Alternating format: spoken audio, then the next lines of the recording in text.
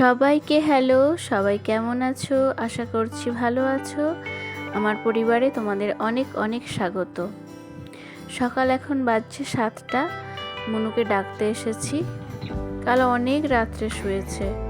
রোজ দিনই সকালে উঠতে দেরি করে, আবার যেদিন একটু রাত হয়ে যায় শুতে সে তো আরোই দেরি হয়।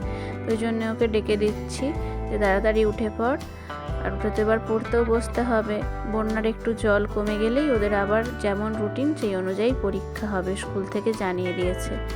ওই যে জানলা দিয়ে আলো দেখা যাচ্ছে, ওকে ওটাই বলছি, দেখ জানলা দিয়ে আলো দেখা দিচ্ছে, তুই এবার উঠে পড়, আর কিন্তু রাত নেই।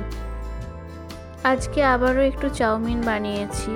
এই চাউমিনটা মনুর মা পাঠিয়েছিল, ভাবলাম ওদেরকে একটু করে দিই, ওরা দুইজনেই চাউমিন খেতে খুব ভালোবাসে। আমার আবার খুব একটা চাউমিন খেতে ভালো লাগে না, তবে যে একদমই খাবো না এরকম নয়, একটু খাবো, টেস্ট করব। যে বানিয়েছি দেখি কেমন হয়েছে।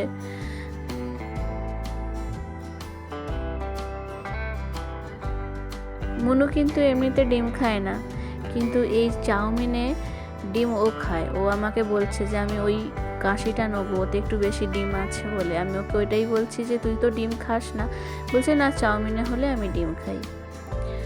এই দিনের যে ব্লগটা আমি করেছিলাম, ওই দিন ছিল কবিগুরুর প্রয়াণ দিবস। তো স্নান করে আমাদের বিশ্বকবিকে একটু ফুল একটু ধূপ দিয়ে শ্রদ্ধা জানাচ্ছে। ওকে বললাম একটু গান কর না, ও যেহেতু গান শেখে, আমার কাছেই শেখে, ওকে বললাম একটু গান কর। তো একটা গানও গাইছিল দাঁড়িয়ে, কিন্তু আমার আর সেটা ভিডিও করা হয়নি বলতে আমি ভাবছিলাম যে ভিডিও হচ্ছে, দেখলাম না, সুইচটা অন করতেই আমি ভুলে গেছি। তো একদিন ওর গলায় তোমাদের গান শোনাবো। দুপুরবেলা খেয়ে দিয়ে ভাই বোনের কাজ দেখো, দুজনে গেছে একটু নৌকা নিয়ে, আমাদের বাড়ির সামনেটাতেই ঘুরছে।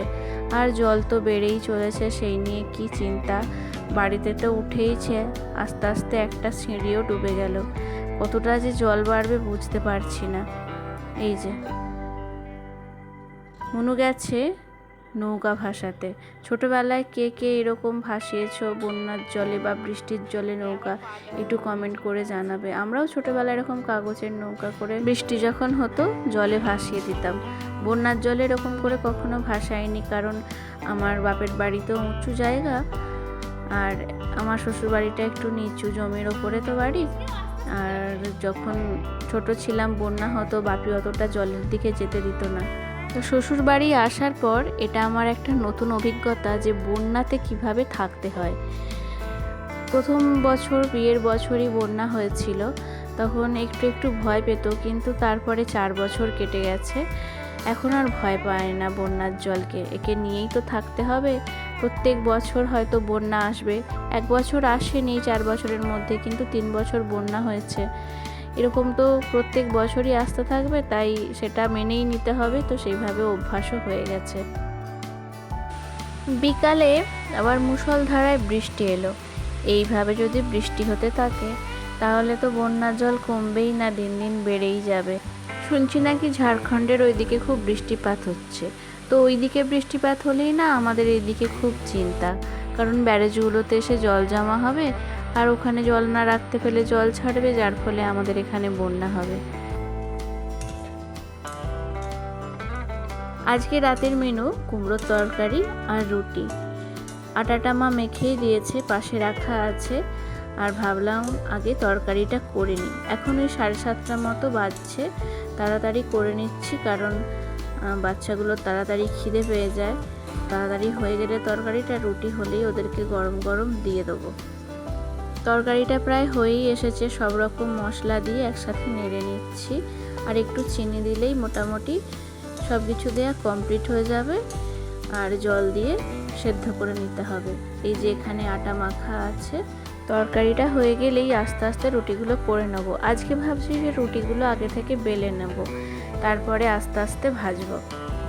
আমার শ্বশুর বাড়িতে আবার কুমড়োর তরকারি খুব মিষ্টি করে খায়, চিনিটা অনেকটা পরিমাণ দেয়। আমার শাশুড়ি রান্না করলেও অনেকটা পরিমাণ চিনি দেয়, আমার আবার অতটা ভালো লাগে না, কিন্তু যেহেতু সবাই পছন্দ করে তো আমাকেও খেতে হয়।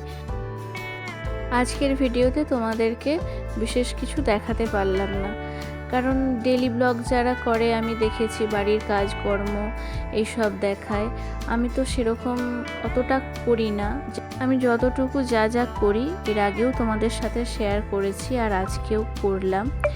আসলে আমাদের একজন হেল্পিং হ্যান্ড আছেন, একজন বড় মা আমাদের বাড়িতে কাজ করে, সকালে করে, একবেলাই করে, কাপড় কাচা, বাসন মাজা, ঘর মোছা এইসব করে। আমি একদিন তোমাদের সাথে শেয়ার করব সেগুলো। তা এখন বন্যার সময় বলে কিছু কিছু তোমাদের সাথে আমি ব্লগ শেয়ার করতে পারছি। আর সব সময় তো সেই একই জিনিস বারবার দেখাতেও তোমাদেরকে ভালো লাগবে না, আর তোমাদের দেখতেও ভালো লাগবে না। তাই যেমন রেগুলার সব ডেলি ব্লগ আসে ওইভাবে তো আমি তোমাদেরকে ব্লগ দিতে পারবো না। হ্যাঁ, তবে কিছু কিছু মুহূর্ত আমি তোমাদের 2 দিন কি 1 দিন ছাড়া আমি শেয়ার করব। এছাড়াও যখন আমার ডান্স ক্লাস হয় বাড়িতে, বা যখন আমি ভিডিও করি নাচের, সেই সব সময়গুলো আমি তোমাদের সাথে শেয়ার করতে পারবো। মাঝে মাঝে আমার শাশুড়ি মা যে রান্না করেন সেই রান্নার কিছু রেসিপি আমার তোমাদের সাথে শেয়ার করতে পারবো। বা আমি যখন কিছু রাত্রের দিকে রান্না করি, যদি অন্যরকম কিছু করি সেটাও শেয়ার করতে পারবো। একটু তাল রয়ে গেছিলো বাটিতে, আমার শাশুড়িমা বলছে আর তাল পাবো কি না পাবো, একটুখানি আটা মেখে ওটা বড়া করে নিল। লাস্ট তাল বছরে আবার কবে পাবে কি না পাবে। তো চলো রাতের ডিনার করে নিই, আবার তোমাদের সাথে দেখা হবে নতুন একটা ব্লগে। ততক্ষণে সবাই ভালো থেকো। যদি ব্লগটা ভালো লাগে একটু লাইক করে দিও, খুব ভালো লাগলে সাবস্ক্রাইব করে পাশে থেকো।